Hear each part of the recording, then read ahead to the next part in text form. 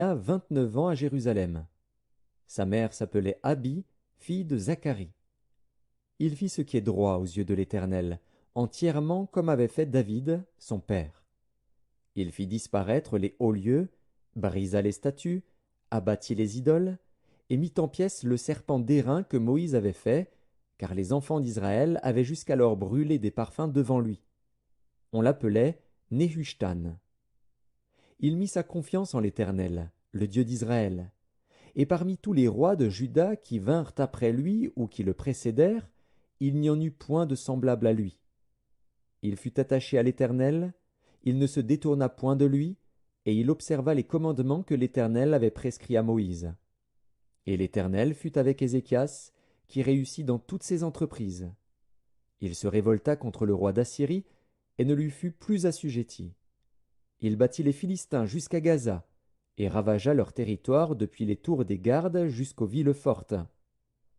La 4e année du roi Ézéchias, qui était la 7e année d'Osée, fils d'Éla, roi d'Israël, Salmanasar, roi d'Assyrie, monta contre Samarie et l'assiégea. Il la prit au bout de 3 ans, la 6e année d'Ézéchias, qui était la 9e année d'Osée, roi d'Israël. Alors Samarie fut prise. Le roi d'Assyrie emmena Israël captif en Assyrie, et il les établit à Chalar et sur le Chabor, fleuve de Gozan, et dans les villes des Mèdes, parce qu'ils n'avaient point écouté la voix de l'Éternel, leur Dieu, et qu'ils avaient transgressé son alliance, parce qu'ils n'avaient ni écouté ni mis en pratique tout ce qu'avait ordonné Moïse, serviteur de l'Éternel. La 14e année du roi Ézéchias, Sanchérib, roi d'Assyrie, monta contre toutes les villes fortes de Juda, et s'en empara. Ézéchias, roi de Juda, envoya dire au roi d'Assyrie à Lachis, « J'ai commis une faute. Éloigne-toi de moi. Ce que tu m'imposeras, je le supporterai. » Et le roi d'Assyrie imposa à Ézéchias, roi de Juda, 300 talents d'argent et 30 talents d'or. Ézéchias donna tout l'argent qui se trouvait dans la maison de l'Éternel et dans les trésors de la maison du roi. Ce fut alors qu'Ézéchias, roi de Juda, enleva, pour les livrer au roi d'Assyrie, les lames d'or dont il avait couvert les portes et les linteaux du temple de l'Éternel. Le roi d'Assyrie envoya de Lachis à Jérusalem, vers le roi Ézéchias, Tartan, Rab-Saris et Rabshaké avec une puissante armée. Ils montèrent, et ils arrivèrent à Jérusalem. Lorsqu'ils furent montés et arrivés, ils s'arrêtèrent à l'aqueduc de l'étang supérieur, sur le chemin du champ du Foulon. Ils appelèrent le roi, et Éliakim, fils de Hilkija, chef de la maison du roi, se rendit auprès d'eux, avec Shebna, le secrétaire, et Joar, fils d'Azaph, l'archiviste. Rabshaké leur dit, « Dites à Ézéchias, ainsi parle le grand roi, le roi d'Assyrie. Quelle est cette confiance sur laquelle tu t'appuies? Tu as dit, il faut pour la guerre de la prudence et de la force.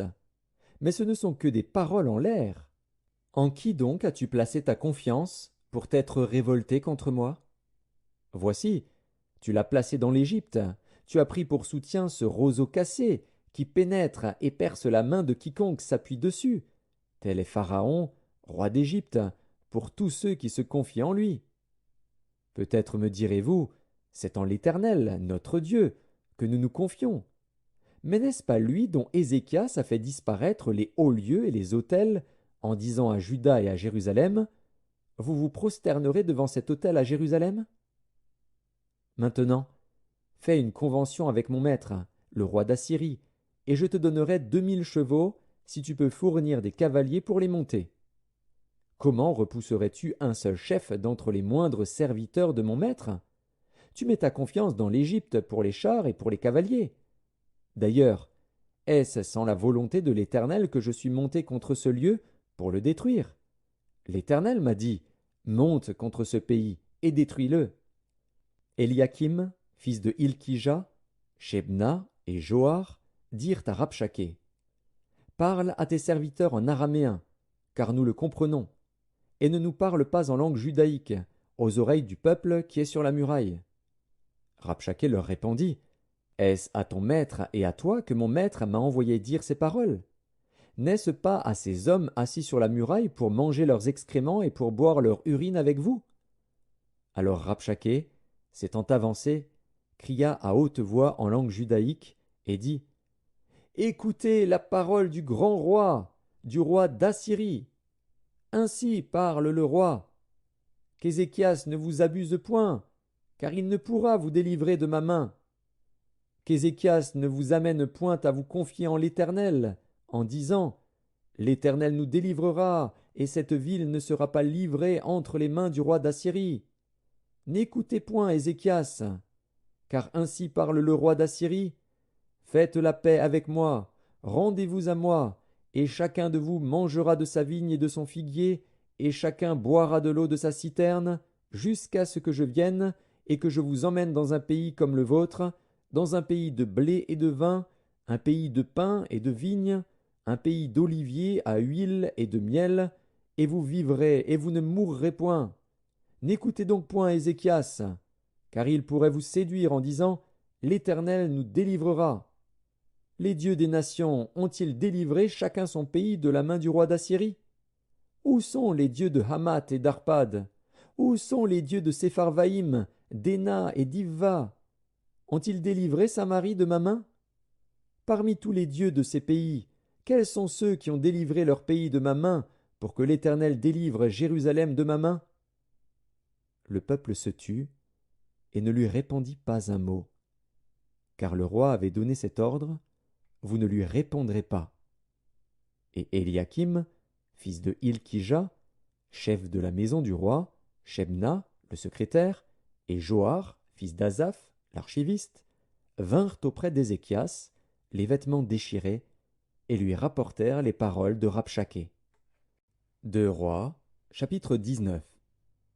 Lorsque le roi Ézéchias eut entendu cela, il déchira ses vêtements, se couvrit d'un sac, et alla dans la maison de l'Éternel.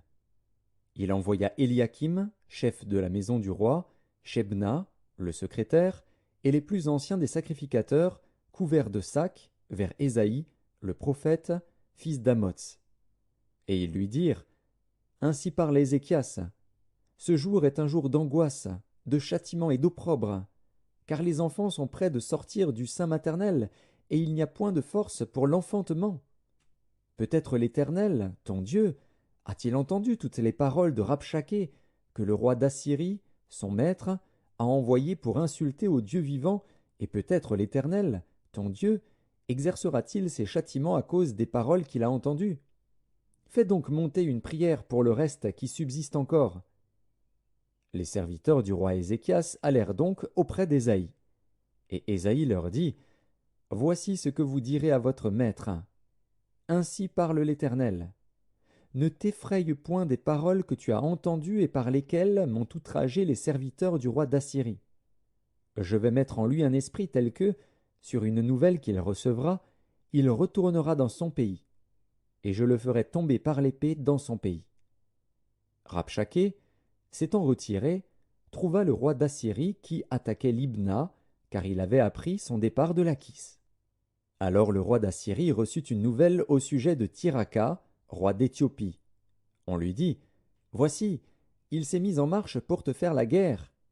Et le roi d'Assyrie envoya de nouveau des messagers à Ézéchias en disant: Vous parlerez ainsi à Ézéchias, roi de Juda: Que ton Dieu, auquel tu te confies, ne t'abuse point en disant: Jérusalem ne sera pas livrée entre les mains du roi d'Assyrie. Voici, tu as appris ce qu'ont fait les rois d'Assyrie à tous les pays, et comment ils les ont détruits. Et toi, tu serais délivré. Les dieux des nations que mes pères ont détruites les ont-ils délivrés? Gozan, Charan, Retsef et les fils d'Éden qui sont à Télassar? Où sont le roi de Hamath, le roi d'Arpad et le roi de la ville de Sepharvaïm, d'Héna et d'Ivva? Ézéchias prit la lettre de la main des messagers et la lut. Puis il monta à la maison de l'Éternel et la déploya devant l'Éternel, à qui il adressa cette prière: Éternel, Dieu d'Israël, assis sur les chérubins, c'est toi qui es le seul Dieu de tous les royaumes de la terre, c'est toi qui as fait les cieux et la terre. Éternel, incline ton oreille et écoute. Éternel, ouvre tes yeux et regarde, entends les paroles de